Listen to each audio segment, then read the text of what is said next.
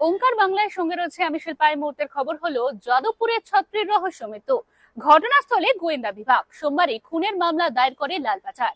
দুর্ঘটনা নয়, খুনের অভিযোগ পরিবারের। লালবাজারে পৌঁছান মৃতা ছাত্রীর পরিবার। লালবাজারের পর যাদবপুর থানায় মৃত অনামিকা মণ্ডলের পরিবার পৌঁছায়। কিভাবে জলে পড়ে গেলেন অনামিকা, তাই নিয়ে যাদবপুরের 3 ছাত্রকে তলব। শিক্ষা দুর্নীতি মামলায় কারামন্ত্রী চন্দ্রনাথ সিনহার জেল না বেল। মঙ্গলবার তার শুনানি। প্রাথমিক দুর্নীতি মামলায় কারামন্ত্রীকে হেফাজতে চায় কেন্দ্রীয় তদন্তকারী সংস্থা ইডি। ব্যাংশাল কোর্টে বিশেষ ইডির আদালতে মঙ্গলবার তার শুনানি। বেটিং অ্যাপ মামলায় দিল্লিতে ইডি দফতরে হাজিরা অভিনেতা অঙ্কুশের। গতকাল অভিনেত্রী মিমি চক্রবর্তীকে প্রায় 9 ঘন্টার জিজ্ঞাসাবাদ করে ইডি। বেটিং অ্যাপ মামলায় আজ উর্বশী রাউতলাকেও তলব করলো ইডি। এরকমই আরো অন্যান্য খবরের আপডেটের জন্য অবশ্যই চোখ রাখুন ওঙ্কার বাংলা ডিজিটালে।